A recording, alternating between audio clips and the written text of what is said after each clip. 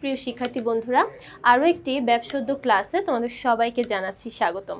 আশা করছি যে যেখানেই আছো সবাই খুব ভালো আছো। আজকের পর্বে আমরা আলোচনা করব আমাদের চতুর্থ অধ্যায়ের পর্ব 6 নিয়ে। এই পর্বে আমাদের আলোচনার টপিক থাকছে যৌথ মূলধনী ব্যবসা সংগঠন। যৌথ মূলধনী ব্যবসায়ের ধারণা, বৈশিষ্ট্য, এই প্রত্যেকটি টপিক থেকেই কিন্তু তোমার অনেকগুলো বহু নির্বাচনী প্রশ্ন থাকতে পারে, তাই এগুলো নিয়েই আজকে আমরা আলোচনা করব। তো আজকে পর্বে আমাদের প্রথম যে প্রশ্নটা সেটি থাকছে 96 নং প্রশ্ন। এখানে 96 নং প্রশ্নে বলা হচ্ছে 1994 সালের আইন দ্বারা সৃষ্ট ব্যবসায় কোনটি?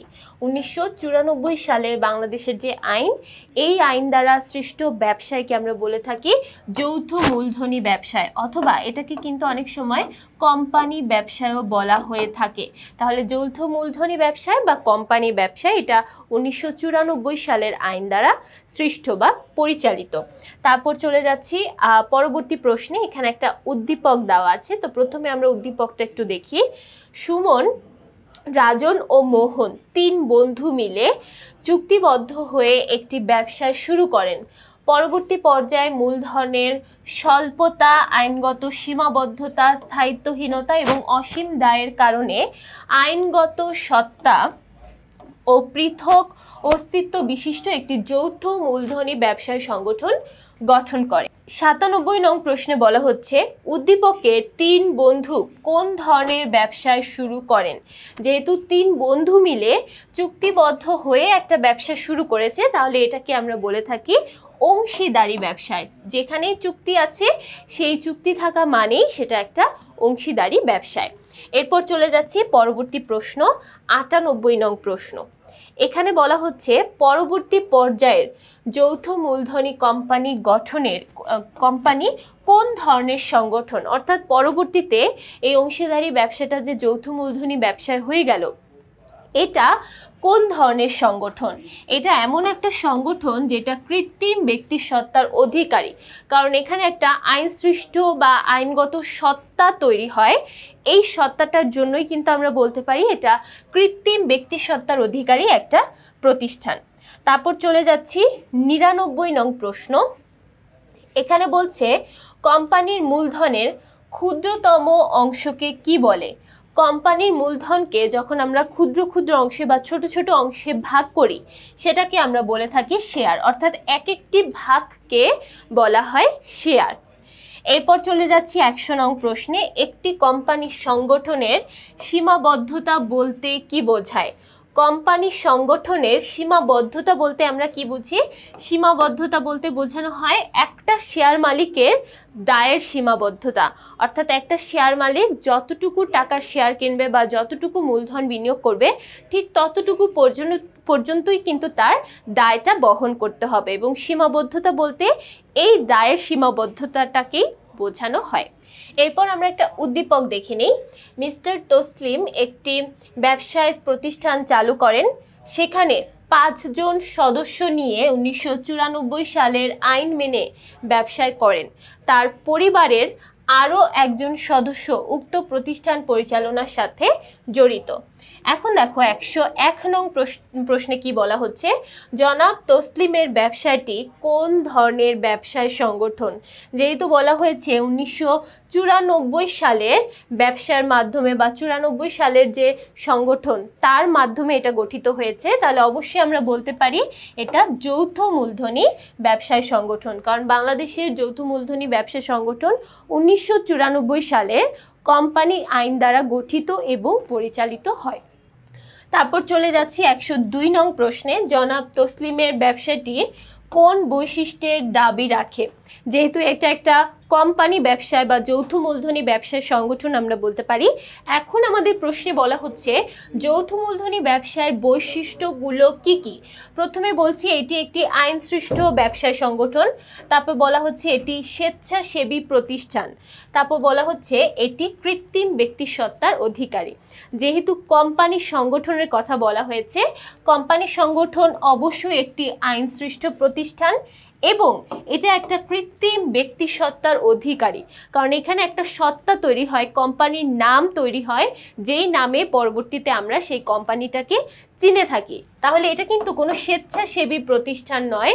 কোম্পানি ব্যবসা সাধারণত কোনো স্বেচ্ছাসেবী প্রতিষ্ঠান বা জনকল্যাণমূলক কোনো প্রতিষ্ঠান নয়। তাহলে এখানে অ্যান্সার হবে খ নং অপশন।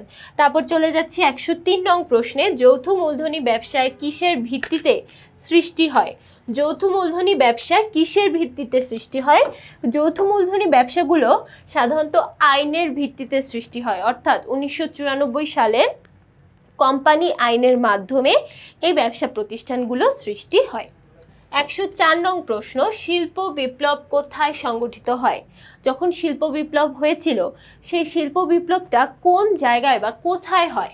সেটা হয়েছিল ইউরোপের যে দেশগুলো আছে, ইউরোপ মহাদেশের যে দেশগুলো আছে সেই দেশগুলোর মধ্যে।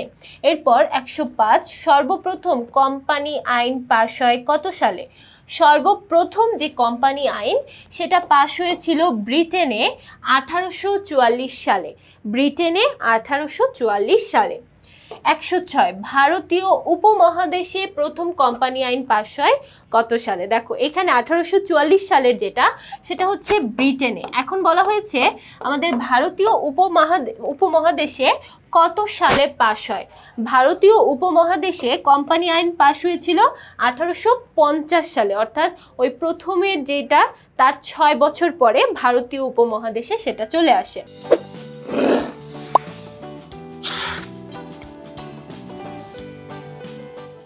তারপর চলে যাচ্ছি 107 নং প্রশ্নে।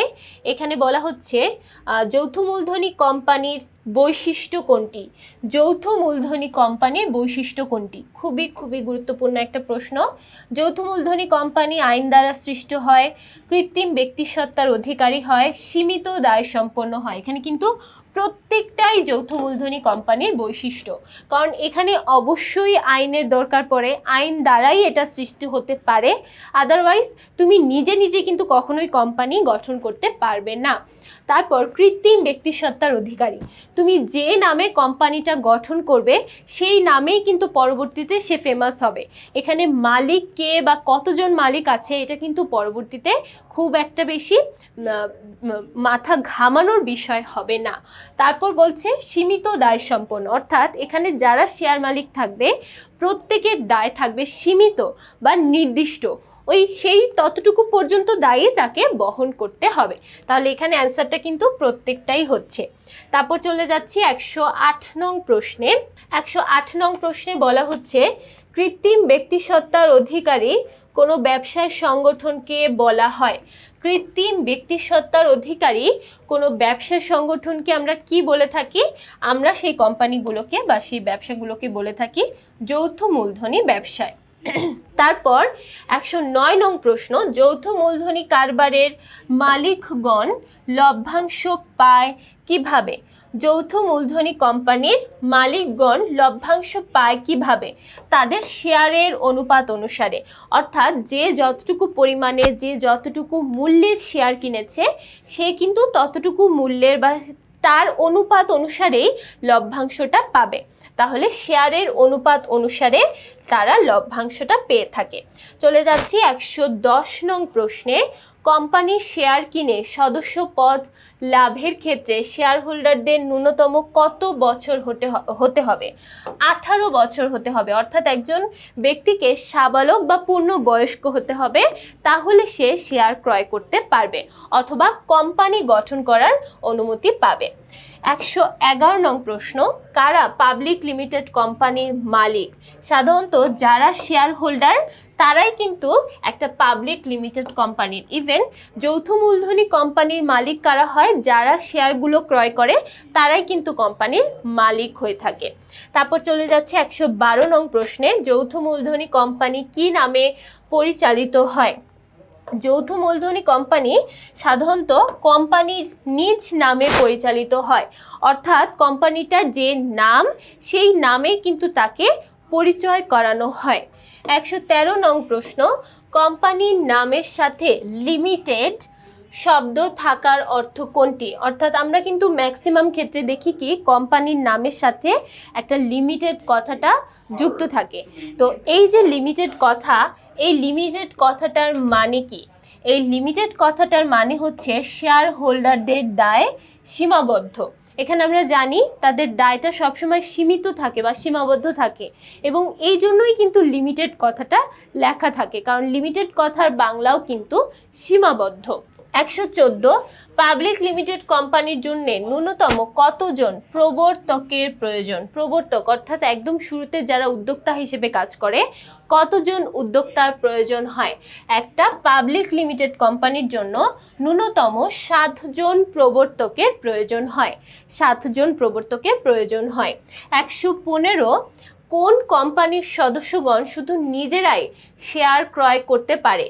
কোন কোম্পানির ক্ষেত্রে শুধুমাত্র সদস্যরা শেয়ার ক্রয় করতে পারবে, এটা সাধারণ জনগণের কাছে প্রচার করা হয় না?